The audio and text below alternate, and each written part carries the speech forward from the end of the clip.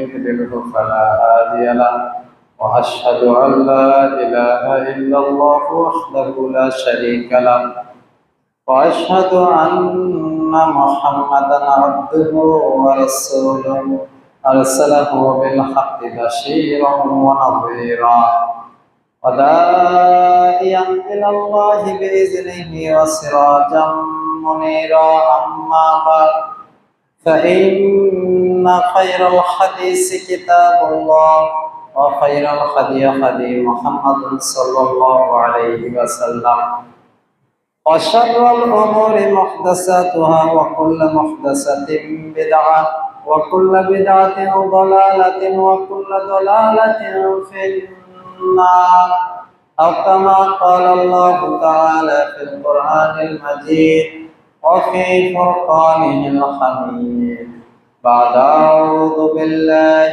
من الشيطان الرجيم بسم الله الرحمن الرحيم يا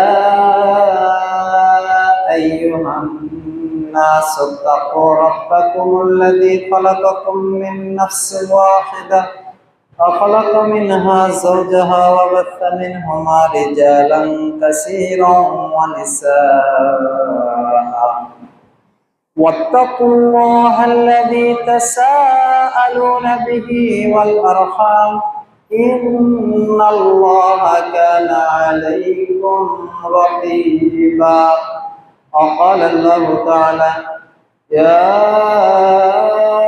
أيها الذين آمنوا إذا نودي للصلاة من يوم الجمعة فسعوا إلى ذكر الله وذروا البيع ذلكم خير لكم إن كنتم تعلمون يا أيها الذين آمنوا اتقوا الله حق تقاته ولا تموتن إلا وأنتم مسلمون عن أبي هريرة رضي الله تعالى عنه قال قال رسول الله صلى الله عليه وسلم كل مولود يولد على الفطرة رواه البخاري ومسلم আলহামদুলিল্লাহ যাবতীয় প্রশংসা গুণগান সিত্তসানা সেজদা শুকুর সেই মহা মহিয়ান গরিয়ান আল্লাহ সুবহানাহু ওয়া তাআলার দরবারে যে আল্লাহ সুবহানাহু ওয়া তাআলা সুস্থ শরীরে আওয়াল ওয়াক্তে জুমা মসজিদে এসে 2 রাকাত সালাত আদায় করার তৌফিক দান করলেন সে রব্বুল আলামিনের দরবারে শুকরিয়া জ্ঞাপন করে বলি আলহামদুলিল্লাহ। সালাত এবং তাসলিম শান্তি বর্ষিত হোক নবী মুহাম্মদ রাসূলুল্লাহ সাল্লাল্লাহু আলাইহি ওয়াসাল্লামের প্রতি যার দেখানো পথ এবং পদ্ধতির মধ্যে রয়েছে মানব জাতির জন্য ইহকালীন সফলতা এবং পরকালীন মুক্তি। সে নবীর উপরে দরুদ সালাম শান্তির বারিধারা বর্ষিত হোক। আল্লাহুম্মা সাল্লি আলাইহি আল্লাহুম্মা বারিক আলা সাল্লাল্লাহু আলা নাবিয়িনা মুহাম্মদ। সম্মানিত দিনী মুসলিম ভাই, জবানিকার আড়ালে মা এবং ভগ্নীগণ, আজকের জুমার সংক্ষিপ্ত আলোচনার বিষয়বস্তু পাপ থেকে বাঁচার 5টি কার্যকরী উপায়। মুসলিম জীবনে প্রতিনিয়ত কুল্লু বানি আদম খাতা ওয়া খায়রু খাতাউনা তাওয়াবা, আদমের ছেলেমেয়েরা পাপ করে থাকে। পাপ করার পরে আমাদের যেটা হয় অনুশোচনা হয়, আক্ষেপ হয়। আমরা অনেক সময় আক্ষেপ করি, একটু অন্তরে কষ্ট পাই, এরপরে আবার ভুলে যাই, আবার সেই পাপে লিপ্ত হই।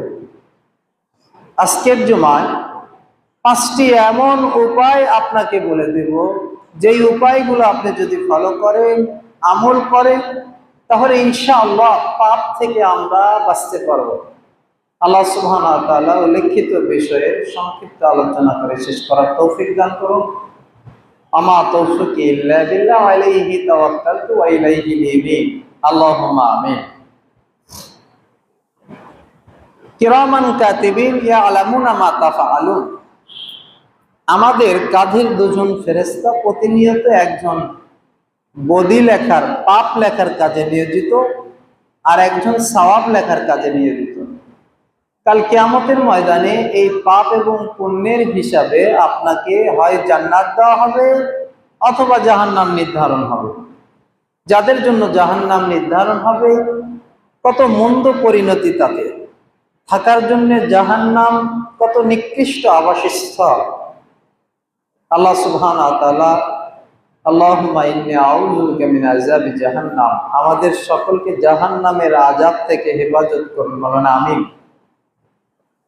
আল্লাহুম্মা ইন্নী আসআলুকাল জান্নাতুল ফিরদাউস, আল্লাহ আমাদেরকে জান্নাতুল ফিরদাউস নসিব করুন, বলেন আমিন।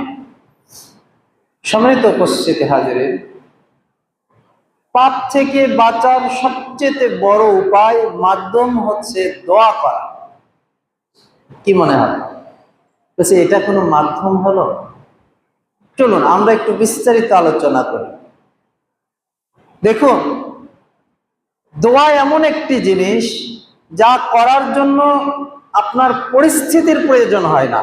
আপনি সালাতে এসেছেন, আপনাকে গোসল করতে হয়েছে, পাক সাফ কাপড় পরতে হয়েছে, এরপরে পায়ে হেঁটে মসজিদের দিকে আসতে হয়েছে, গাড়িতে চড়তে হয়েছে, তাই না? দোয়া এমন একটি জিনিস যা করার জন্য কোনো পরিবেশ লাগে না, পরিস্থিতি লাগে না, পাক সাফ লাগে না। যে কোনো সময়, যে কোনো মুহূর্তে, যে কোনো পরিস্থিতি, জালেমের সামনে আপনি দাঁড়িয়ে রয়েছেন, জিহ্বা নড়ালে জালেম বুঝতে পারবে জিহ্বাটা স্থির রেখে অন্তরে দোয়া করতেছে। সুবহানাল্লাহ। দোয়াই কেবলমাত্র এমন একটি ইবাদত যে ইবাদত করতে কোনো পরিস্থিতি লাগে না, পরিবেশের প্রয়োজন হয় না। যে কোনো সময়, যে কোনো মুহূর্তে আপনি আপনার রবের কাছে প্রার্থনা করতে পারেন। আপনার অঙ্গ প্রত্যঙ্গ চলুক আর না চলুক, পরিবেশ থাক আর না থাক, আপনি মনে মনে দিলে দিলে আল্লাহকে ডাকবেন, আল্লাহকে স্মরণ করবেন। সে সাত আসমানে আরশে আজিমে বসে বসে আল্লাহ সুবহানাহু ওয়া তাআলা আপনার সেই প্রার্থনা কবুল করবেন। এই জন্য প্রিয় দিনী মুসলিম ভাই, পাপ থেকে বাঁচার আমরা অনেক কাজ করেছি, তার মধ্যে একটি কাজ, বড় কাজ যেটা, সেটা হচ্ছে দোয়া করা। এইরকম কি আল্লাহর কাছে আমরা দোয়া করেছি যে আল্লাহ, আমি এই যে সুদ খেতে চাই না, তাও সুদের মধ্যে জড়িয়ে যাচ্ছে, ঘুষ খেতে চাই না, তাও ঘুষের মধ্যে জড়িয়ে যাচ্ছে, মানুষকে ধোঁকা দিতে চাই না, ধোঁকা দিলে আমার অন্তরটা ব্যথিত হয়, কষ্ট পায়, তাও ধোঁকা দিচ্ছে, জিনা ব্যভিচার করতে চাই না, মন চায় না, আমার কষ্ট হয়, তারপরেও বারবার শাহওয়াত প্রবৃত্তির কারণে ব্যভিচারে লিপ্ত হয়ে যাচ্ছে, মদ খেতে চাই না, তারপরেও মদ্যপান করি, তারপরে আবার কষ্ট পাই। রব্বুল আলামিন, এই জুলুম থেকে, অন্যায় থেকে, পাপ থেকে আমি আপনার নিকট আশ্রয় প্রার্থনা করতেছি। এই খবাইসি থেকে, এই বেহেয়াপনা থেকে, এই বেলেল্লাপনা থেকে, এই নাপাকি থেকে আমি আপনার কাছে আশ্রয় প্রার্থনা করছি। রব্বুল আলামিন, আপনি আশ্রয় দান করলে আর আমি পাপে ফিরব না। আপনি যদি কাকে আশ্রয় দেন, আপনি যদি আমাকে পাপ থেকে, আমার দিলকে, আমার অন্তরকে, আমার মুখকে ফিরিয়ে দেন, তাহলে আর আমি পাপে যাব না। কি দোয়া করেছি? কি পাপের জন্য দোয়া করে? কয়জন মুসলিম আছে যারা প্রতিনিয়ত সকাল এবং সন্ধ্যায় পাপ থেকে বাঁচার দোয়া করে? আমরা দোয়া করি যে আল্লাহ আমাদেরকে জান্নাত দেন, দোয়া করি, তাই না? জাহান্নাম থেকে বাঁচান, আল্লাহ আমার রিজিকে বরকত দান করেন, পরিবারে বরকত দান করেন, ছেলে মেয়েকে ভালো মানুষ বানায় দেন, এই দোয়াগুলো আমরা করি। কিন্তু আমরা কি প্রতিনিয়ত সকাল এবং সন্ধ্যায় আল্লাহ আমাদেরকে পাপ থেকে বাঁচান? সিনেমা দেখতে চাই না আল্লাহ, তারপরও দেখে চোখ চলে যায়, প্রবৃত্তি চলে যায়, বিভিন্ন পারিপার্শ্বিক অবস্থার কারণে এই পাপে লিপ্ত হয়ে যাচ্ছি। রব্বুল আলামিন, আমাদেরকে এখান থেকে বাঁচান। দোয়া করেছি কি? এই দোয়ার প্রয়োজন রয়েছে। যখনই আপনি আল্লাহ সুবহানাহু ওয়া তাআলার কাছে কোনো দোয়া করবেন, যদি শরীয়তের কারণ না থাকে, দোয়া কবুলের কোনো অন্তরায় বাধা না থাকে, তাহলে এই দোয়া আল্লাহর কাছে কবুল হয়ে যাবে। আর যদি আল্লাহর কাছে একটা দোয়া কবুল হয়ে যায় যে আল্লাহ, আমি আর ব্যভিচার করতে চাই না, আমি আর মদ পান করতে চাই না, আমি জিনা ব্যভিচার করতে চাই না, এই দোয়া যদি আল্লাহর দরবারে কবুল হয়ে যায়, ওই বান্দা মৃত্যু পর্যন্ত পবিত্র রেখে দিবেন আল্লাহ সুবহানাহু। দোয়া কবুল হয়ে গেলে আর সেই পাপে ফেরার কোনো সুযোগ নেই। দোয়া কবুল হয়ে গেছে, তওবা কবুল হয়ে গেছে, আল্লাহ ক্ষমা করে দিয়েছে আপনাকে, এবং আল্লাহর কাছে আপনি আশ্রয় চেয়েছেন। আর আল্লাহর থেকে বড় আশ্রয় দাতা, আল্লাহর থেকে বড় নিরাপত্তা দাতা, শান্তি দাতা আর কে রয়েছে, তাই না?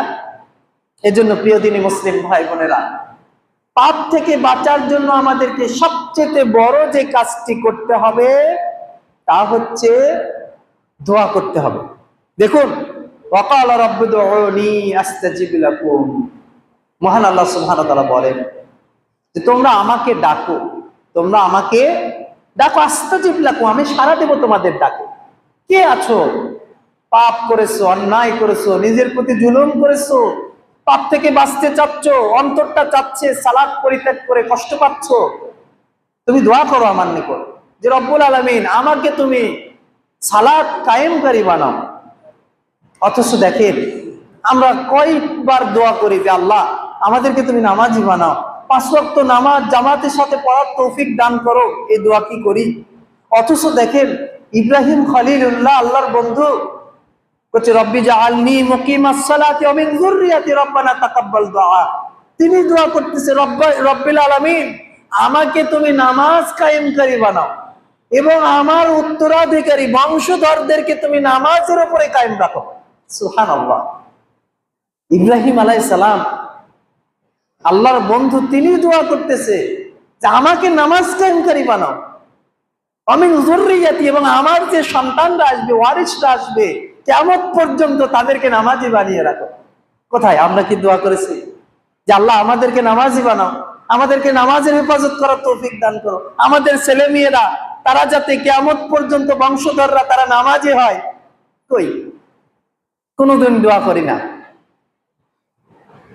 শুধু তাই নয়, রব্বুল আলামিন আরো বলেন ইব্রাহিম আলাইহিস সালাম সম্পর্কে সূরা মুমিনের 7 নম্বর আয়াতে, তিনি ওয়াইদ ক্বালা ইব্রাহিমু আজলিনি হাযা বালাদান আমিনা, ইব্রাহিম আলাইহিস সালাম দোয়া করলেন সূরা ইব্রাহিমের 35 নম্বর আয়াতে যে রব্বুল আলামিন এই নগরকে, এই শহরকে, এই মক্কা শহরকে তুমি নিরাপদ শহরে পরিণত করে দাও।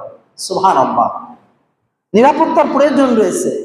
আপনি যেখানে বসবাস করেন, আপনি যেখানে থাকেন, ঢাকা শহরে আপনি থাকেন, বগুড়া শহরে থাকেন, বিভিন্ন ফিতনা ফাসাদ কলহ আপনার আশেপাশে রয়েছে, আপনি আল্লাহর কাছে নিরাপত্তার দোয়া করেন, আপনি আল্লাহর কাছে আপনার পরহেজগারিতার জন্য দোয়া করেন, তাকওয়ার সাথে যাতে বসবাস করতে পারেন, পরহেজগারিতার সাথে যাতে বসবাস করতে পারেন, নিরাপদে শান্তিতে যাতে বসবাস করতে পারেন, আপনার ছেলে মেয়ে যাতে নিরাপদে থাকতে পারে, এর জন্য দোয়া করেন আল্লাহর নিকটে।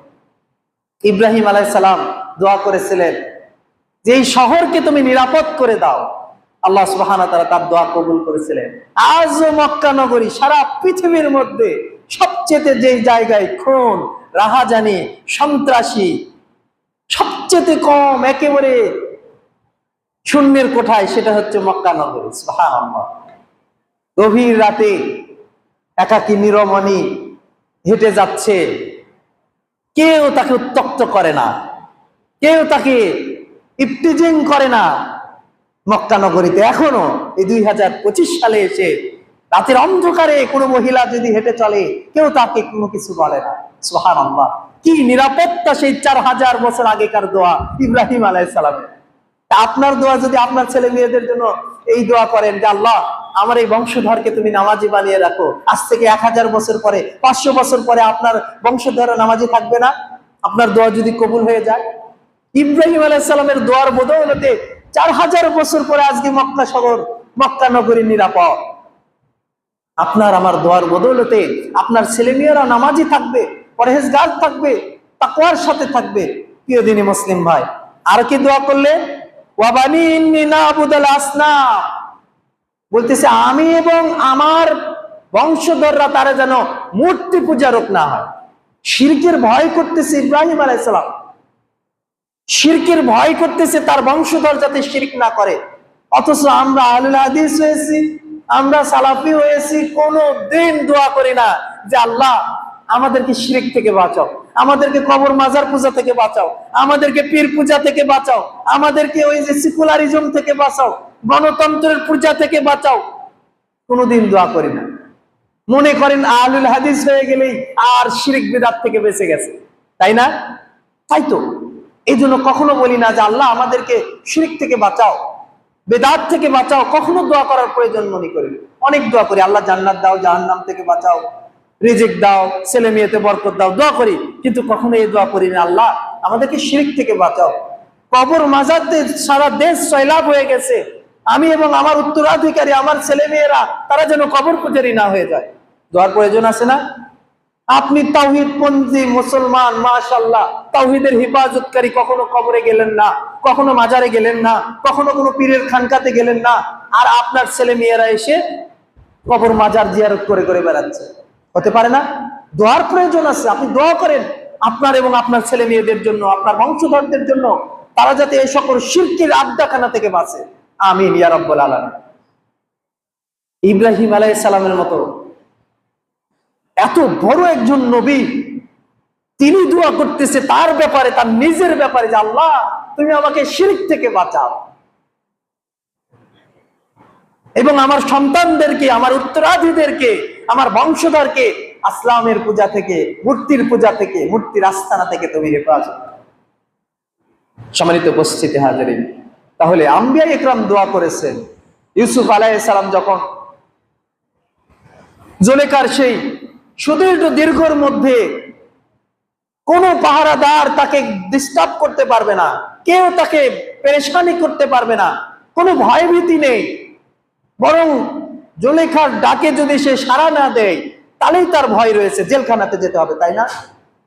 অথচ সেখানে ওয়াকালা হাইতালাক, ইয়া রাব্বুল আলামিন তুমি আমাকে হেফাজত করো এই ফিতনা থেকে, এর থেকে আমার জন্য জেলখানা ভালো, এর থেকে আমার জন্য ওই কারাবাস ভালো, কিন্তু এই পাপ আমার জন্য। কোথায় ছিলাম আমি?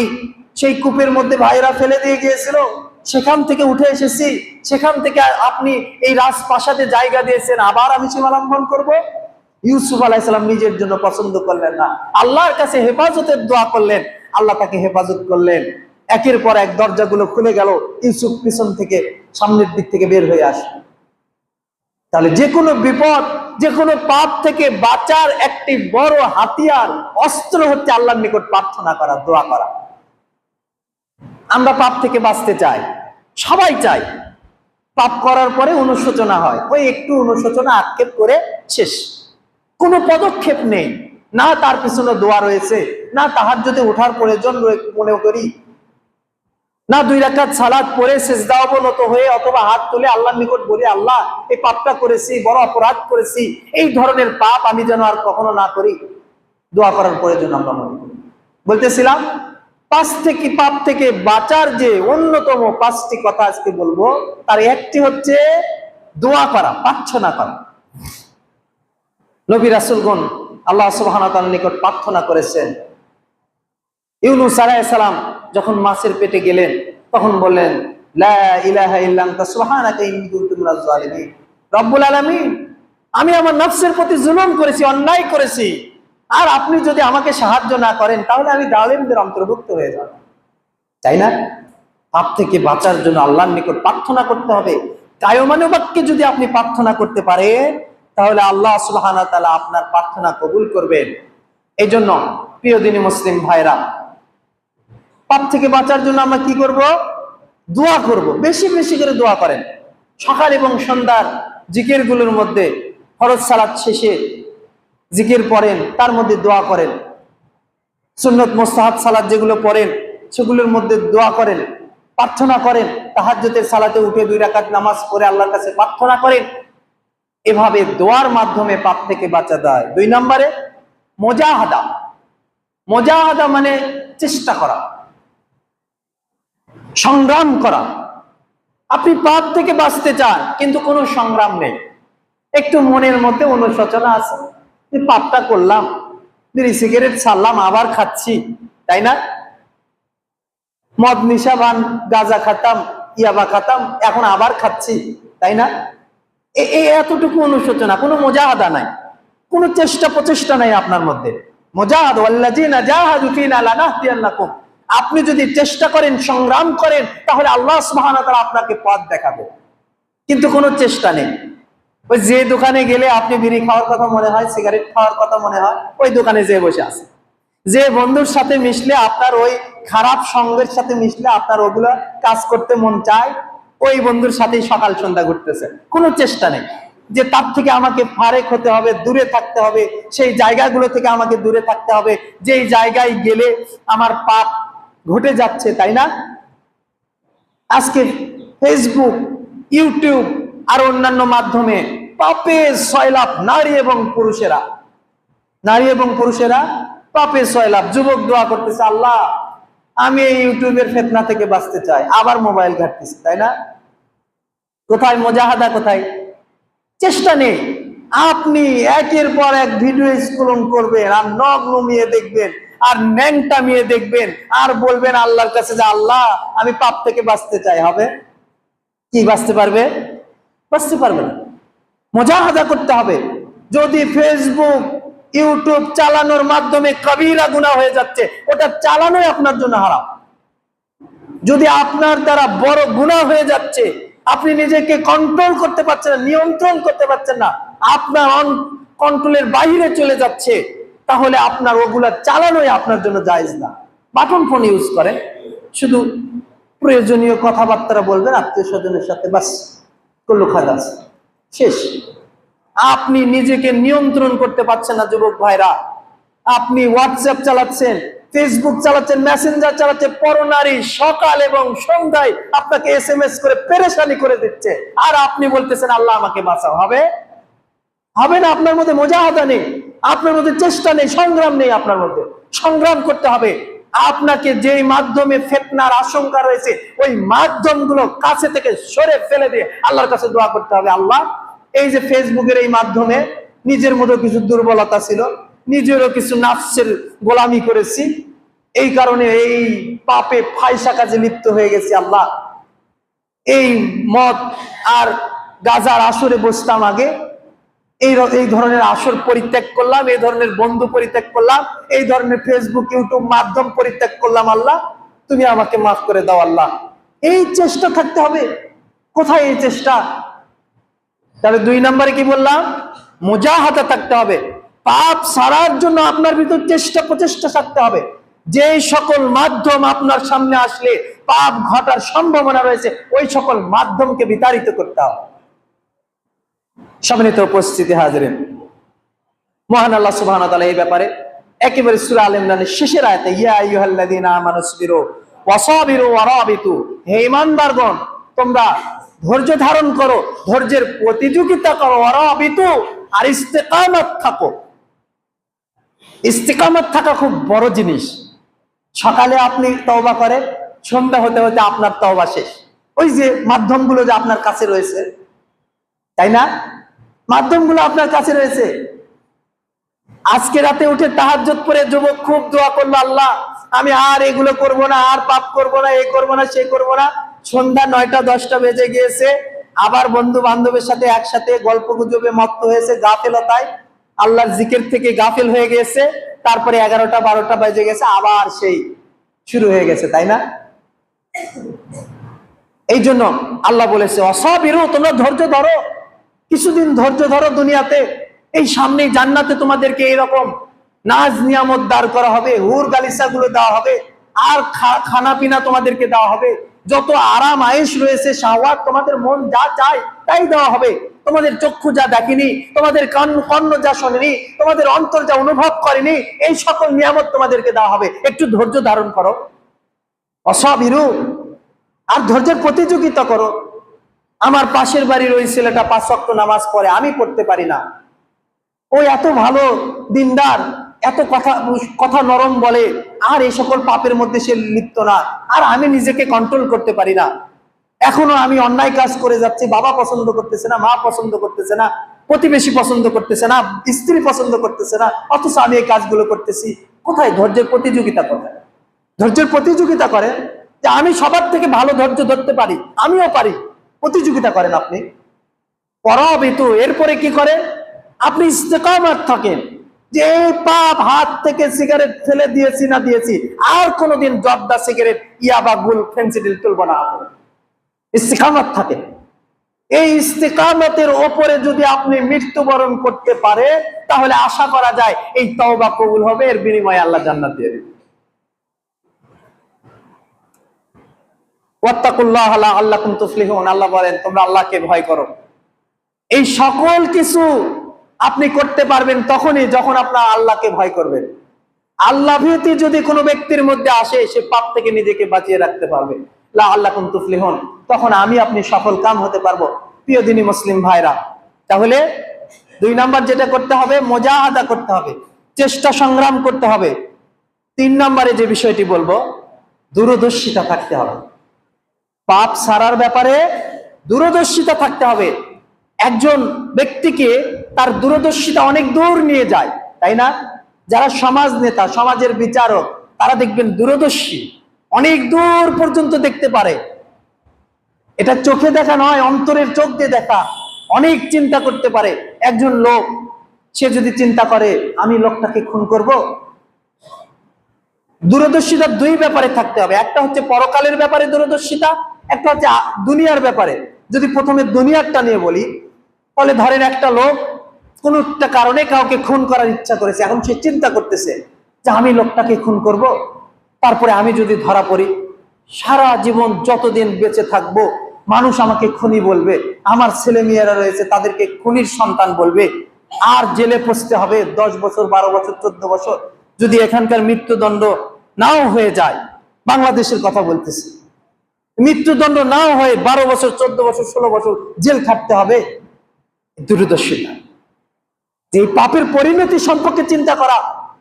যুবক যদি এটা চিন্তা করে যে এই যে রাতের পর রাত জেগে আমি এই মোবাইল ঘাটতেছি, নিজের এই যৌবনগুলোকে নষ্ট করে দিচ্ছি, বিবাহ করার পরে স্ত্রীর সামনে যদি অপমানিত হই, লজ্জিত হই, লাঠি দিয়ে বের হয়ে যায় বাড়ি থেকে, তখন কি হবে? হচ্ছে এরকম হাজার হাজার যুবকেরা যৌবন নষ্ট করে ফেলে দিয়েছে এই সকল আপনার মিডিয়ার মাধ্যমে, এই সকল আধুনিক ডিভাইস ব্যবহারের মাধ্যমে, অশ্লীলতার মাধ্যমে, বেহায়া ব্লু ফিল্ম দেখে দেখে তার যৌবন নষ্ট করে দিয়েছে। অপমানিত হতে হবে, দূরদর্শিতা।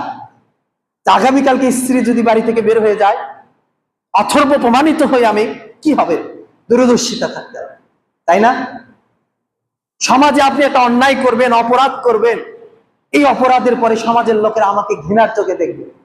এমনকি আমি মারা গেলে আমার ওই পাপটা নিয়ে আলোচনা করবে, আমার লাশের কাছে এসে, আমার ওই মুর্দার কাছে এসে ওই পাপ নিয়ে আলোচনা করবে, তাই না? হয় না এরকম? কত বছর আগে, 20 বছর 30 বছর আগে গরু চুরি করেছিল, 20 বছর 30 বছর পরে টাকা পয়সা হয়েছে, বাড়ি গাড়ি হয়েছে, ছেলে মেয়ে ইউনিভার্সিটিতে পড়ে চাকরি বাকরি পেয়েছে, এরপরে মারা গেছে, বলতেছে ও কত ভালো লোক আসলো দেখেছি, গরু চুরি করতে যে ধরা পড়েছে ছিল। আমরা জানি, বলে না? বলে কি না? দূরদর্শিতা থাকতে হবে যে এই পাপটা যে আমি করব, এর দুনিয়াবি ক্ষতি কি আমার, এই দূরদর্শিতা আপনাকে পাপ থেকে বাঁচাবে। এরপরে কি? পরকালীন চিন্তা। আপনি ঢাকা শহরে বসবাস করেন, সেখানে আপনার ছেলে নেই, মেয়ে নেই, স্ত্রী নেই, মা নেই, বাবা নেই, পরিচিত কেউ নেই। আপনি চাইলেই ওই সকল জিনার জায়গাতে যেতে পারেন, মদের জায়গাতে যেতে পারেন, কিন্তু আপনি চিন্তা করতেছেন যে আমি যে এখানে, কেউ হয়তো আমাকে দেখতেছে না, কিন্তু আমার রব আমাকে দেখতেছে, আমার মালিক আমাকে দেখতেছে। তাহলে আমাকে বলবে যে তোর স্ত্রী দিয়েছিলাম, সন্তান দিয়েছিলাম, পরিবার দিয়েছিলাম, তারপরেও তুই এই ব্যভিচারে লিপ্ত হয়েছিস, কি জবাব দেব পরকালে, তাই না? যখনই কবরে বলা হবে মান রব্বুকা, তোমার রব কে? আমি তো রবের কথা শুনলাম না, আমি তো রবের কথা অমান্য করলাম, কি জবাব আমি দেব? দূরদর্শিতা, চিন্তা করা, ফিকির করা, সব সময় অন্তরে আল্লাহকে বসে রাখা, যেটাকে মুরাকাবা বলা হয়। সুফিদের ভাষায় আবার মুরাকাবা অন্য জিনিস। ওরা আবার বসে বসে সালাতও করে না, সিয়ামও রাখে না, হজও করে না, যাকাতও দেয় না, ও সব সময় আল্লাহকে মনে করে, মানে শয়তানি মনে করা যেটা। এই মুরাকাবা নয়। সালাতে আসতেছেন, আল্লাহকে স্মরণ করেন যে আমি নামাজে যাচ্ছি। হুসাইন রাদিয়াল্লাহু তাআলা যখন ওযু করতেন, তার গা থরথর করে কাঁপা শুরু হতো। সাহাবীগণ জিজ্ঞাসা করলো যে আপনি যখন ওযু করেন তখন কাঁপেন কেন? বলছে তুমি কি কথা বললে, এটা আব্দুল ওমর, ইবনে ওমর, তুমি কি বলতেছো? আমি ওযু করলাম, আল্লাহর সামনে যেয়ে দাঁড়াতে হবে, আর আমি এই সারাদিন যা করেছি আমার রব জানেন, কি বলেছি আর কি করেছি আর কি অপরাধ করেছি আমার রব জানেন, তার সামনে যে আমি দাঁড়াবো, আমি ভীত সন্ত্রস্ত হব না? সুবহানাল্লাহি বিহামদিহি সুবহানাল্লাহিল আযীম। আপনি যদি সব সময় আপনার রবকে অন্তরে বসে রাখেন, অন্তরে স্মরণ করে, তাহলে দেখবেন এই সকল দূরদর্শিতার কারণে, এই সকল তাকওয়ার কারণে, পরহেজগারিতার কারণে আপনি পাপ থেকে বাঁচতে পারবেন। 4 নম্বরে আপনাকে যে করতে হবে, পাপের পরিবেশ সম্পর্কে আপনাকে জ্ঞান রাখা। যেই জায়গায়, যেই পরিবেশে আপনার পাপ, এটা 3 ভাগে ভাগ করা হয়েছে। ইমাম ইবনে বার এবং ইমাম কাইয়ুম তারা তাদের কিতাবে আলোচনা করেছেন যে পাপ থেকে কোন মুসলিমকে বাঁচার জন্য 3টা জিনিস অতীব জরুরি।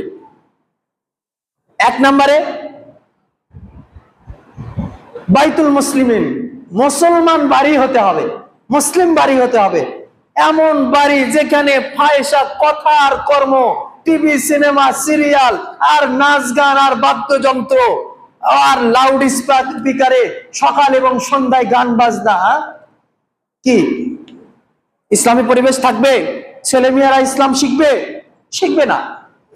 ছেলেকে মাদ্রাসায় দিয়েছেন, মাদ্রাসায় কোরআন পড়ে, নামাজ পড়ে 5 ওয়াক্ত, বাড়িতে আসার পরে আপনার স্ত্রী নামাজ পড়ে না, আপনার স্ত্রী সিনেমা দেখে সকাল এবং সন্ধ্যায়, মেয়েরা অশ্লীলতায় ঘুরে বেড়াচ্ছে, আর ওই ছেলেটা মাদ্রাসাতে পড়ে, বাড়িতে যখনই আসছে ওর নামাজ ছেড়ে দিয়েছে। হয় না? কেন ছেড়ে দিল? বাড়িটা ইসলামী বাড়ি নয়। এই জন্য আল বাইতুল মুসলিমিন, বাড়িকে ইসলামী বাড়ি করতে হবে। 2 নম্বর আল মাদ্রাসাতুল মুসলিমিন, মুসলিম মাদ্রাসা করতে হবে। ইসলামী সংস্কৃতি থাকবে মাদ্রাসায়। এখানে মাদ্রাসা মানে শুধু মাদ্রাসা নয়, মাদ্রাসা মানে school, college, university, KG, kindergarten, সবকিছু ইসলামিক কালচার শেখাতে হবে। এমন স্কুলে ভর্তি করে দিয়েছেন, আপনি সারাদিন শিখান যে বলতো মান রব্বুকা, তোমার রব কি? আপনার ছোট্ট 7 বছরের বাচ্চাটা বলে রব্বি আল্লাহ, আমার রব আল্লাহ। আপনি ফজরের নামাজে উঠায় নিয়ে আসেন, তারপরে 9টা, 8টা, 9টার দিকে রেখে আসেন ওই কিন্ডারগার্টেনে, আর ওখানে শিক্ষক শিখায় আরে আল্লাহ আবার কি, আর পরকাল কি, তাই না? তুমি যেটা করতেছো এখন, যেটা কর্ম, ওটাই তোমার জীবন, ওটাই তোমার মরণ, ওটাই সবকিছু, তাই না?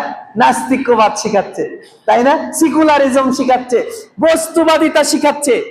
কি এই ধরনের প্রতিষ্ঠানে যদি বাচ্চা ভর্তি করে দেন, আপনার বাচ্চা কোশ্চিন কালেও কিয়ামত পর্যন্ত মুসলিম বাচ্চা হিসেবে গড়ে উঠবে না। তার মানে 2 নাম্বার কি বললাম? 2 নম্বরে যেটা বললাম, আল মাদ্রাসাতুল মুসলিমিন, মুসলিম কমিউনিটি হতে হবে, মুসলিম মাদ্রাসা হতে হবে। এমন মাদ্রাসায় ভর্তি করে দিয়েছেন বাচ্চাকে যে কোরআনের হাফেজ হবে, আবার বেদাত, শিরক শিখতেছে। শিরক কত দূর না গেলাম, বেদাত শিখতেছে, মিলাদের বেদাত, আর 40 বেদাত, আর চেহলামের বেদাত। এমন মাদ্রাসায় ভর্তি করে দিয়েছেন, হুজুর সাথে নিয়ে নিয়ে বাড়ি বাড়ি মিলাদ খেয়ে বেড়াচ্ছে, তাই না? বেদাত শিখাচ্ছে, আপনার কোনো কাজ হবে না। আপনি এমন কাজ করলেন, মানে উপকারের থেকে ক্ষতি বেশি করে দিলেন। বাচ্চাকে বেদাতের উপরে মানুষ মান করলেন, আপনি বেদাতি সংস্কৃতির উপরে, শিক্ষার উপরে গড়ে তুললেন। সংক্ষিপ্ত আকারে বললাম। এই জন্য 2 নম্বরে, আপনি যদি ইসলামিক পরিবেশে মুসলিম হতে চান পূর্ণাঙ্গ, তাহলে আপনার ছেলে মেয়েকে এমন প্রতিষ্ঠানে ভর্তি করতে হবে যেখানে তাওহীদ শিক্ষা হয়, যেখানে আল্লাহ সম্পর্কে জ্ঞান দেওয়া হয়, যেখানে দুনিয়ার ভালো উপকারী বিদ্যা শেখানো হয়, এবং বেদাত, রাসূলের সুন্নাহকে শেখানো হয়, বেদাত থেকে বাঁচার কথা বলা হয়। 3 নম্বরে মুস্তাবাদ বিল ইসলাম, ইসলামিক কমিউনিটি হতে হবে, এমন পরিবেশ হতে হবে যে এই পরিবেশের লোকেরা ইসলামিক মাইন্ডেড। বাড়ি থেকে বের হলেই ওই বয়স্ক লোকটা আপনার ছেলেকে বলতেছে আসসালামু আলাইকুম মুহাম্মদ, আপনার ছেলে মাশাআল্লাহ, ওই লোকটা আমাকে সালাম দিল মুরব্বী, আমিও তাকে সালাম দেব। আপনার ছেলে ইসলাম শিখতেছে। মোহাম্মদ তালহেনা, এদিকে আসো, হাতে একটা খাবার দিল, বিস্কুট ধরে দিল, তাই না? আপনার ছেলে খাচ্ছে, বিসমিল্লাহ বলো, বিসমিল্লাহ বলো। সে শিখে দিল বিসমিল্লাহ বলতে হয়, ইসলাম শিখতেছে। এমন পরিবেশে থাকেন, বাড়ি থেকে বের হলে আশেপাশের যে বাচ্চাগুলো রয়েছে, ফায়সা কথা আর এই 3-4 পরে সেই বাচ্চাগুলো আপনার ছেলেকে টান দিয়ে নিয়ে ওই দোকানের পাশে যে বিড়ি সিগারেট খাচ্ছে, আছে না? শহরগুলোতে দেখেন। তাহলে এই সোসাইটি আপনাকে ত্যাগ করতে হবে, এই পরিবেশ আপনাকে ত্যাগ করতে হবে, এমন পরিবেশে আপনাকে যেতে হবে, হিজরত করতে হবে। আপনার দিনের জন্য, আপনার সন্তানের জন্য, আপনার পরিবারের জন্য।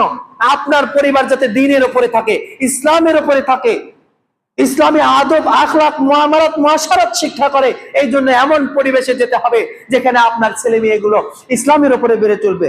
ফাহিশা কথা আর কর্মের মধ্যে লিপ্ত হবে না। এই সময় ইসলামী পরিবেশের না থাকার কারণে এক সময় ওই ছেলে এসে বাবাকে মারধর করে, সম্পদ লিখে নেওয়ার জন্য বৃদ্ধ বাবাকে জোর করে, তাই না? ক্লিনিকের বেডে যে, এগুলো পরিবেশের কারণে।